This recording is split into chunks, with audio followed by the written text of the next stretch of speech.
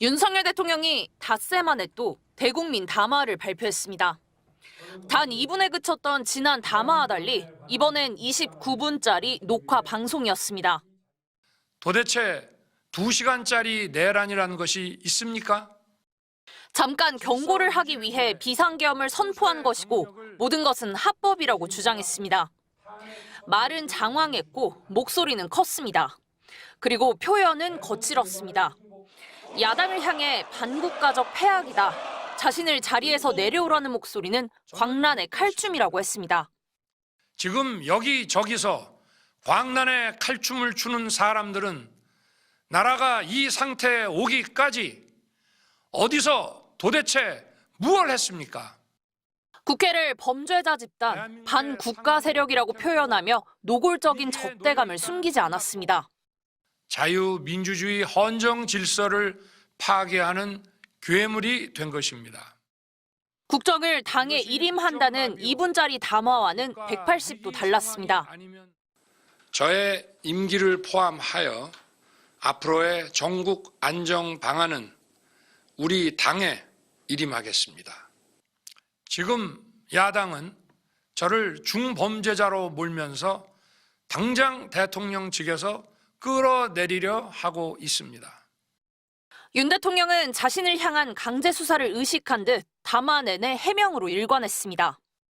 그 길밖에 없다고 판단해서 내린 대통령의 헌법적 결단이자 통치 행위가 어떻게 내란이 될 수 있습니까? 잘못은 없다. 모든 게 야당 탓이다. 끝까지 간다. 이렇게 목소리를 높인 윤 대통령이 사과라는 말을 쓴 건 담화 말미 단 한 번에 불과했습니다. MBC 뉴스 구승입니다. 비상계엄 선포 이후로 야당의 폭주를 또다시 들고 나온 윤석열 대통령의 담화 직후 더불어민주당 이재명 대표는 일단 말을 아꼈습니다. 네, 보긴 했는데 좀 이따가 저희가 회의를 하고 말씀을 드리겠습니다. 잠시 뒤 의견을 정리한 듯 국민을 참담하게 만들었다며 작심 비판을 쏟아냈습니다. 대통령에 대한 탄핵, 직무정지는 정쟁이 아니라 국가와 국민의 생명 안전을 위해서 반드시 필요하다는 것을 본인이 직접 증명한 것입니다. 윤 대통령이 탄핵을 염두에 두고 극우의 소유를 선동하고 관련자들에게 증거를 인멸하라고 공개 지령을 내렸다며 소속 의원 전원 명의로 윤 대통령을 즉각 구속하라는 결의문도 발표했습니다. 29분 내내 야당을 반국가적 패악을 일삼는 국헌문란 세력으로 몰아세운 담화를 두고 야권의 어조도 그 어느 때보다 날이 섰습니다. 소위 아스팔트 극우, 중국, 북한과 연계된 부정선거론에 심취해 있는 그 사람들을 선동하는 겁니다.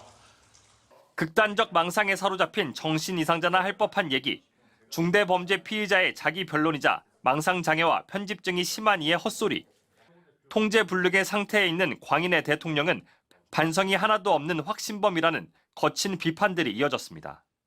야권은 더 이상 군 통수권 등 국정 운영을 윤 대통령에게 맡길 수 없다며 하루빨리 집권을 정지시켜야 한다는 데 뜻을 모았습니다.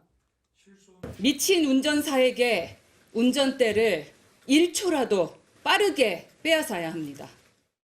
끝까지 현 사태의 책임을 야당에게 돌린 윤 대통령의 담화는 여론을 급반전시키기는커녕 야권의 탄핵 불길에 기름을 부은 셈이 됐습니다.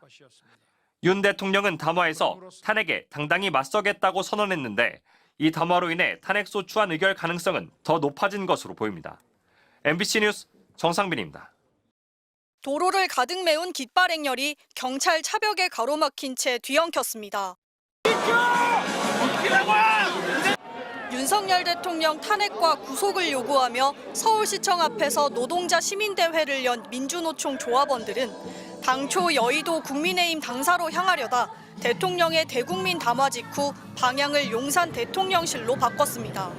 눈과 귀를 좀 의심했고 오히려 본인이 그렇게 계엄령을 했던 것에 대한 합리화를 하는 모습을 보면서 지금 현재 무엇이 문제인지를 윤석열 대통령이 전혀 모르고 있다.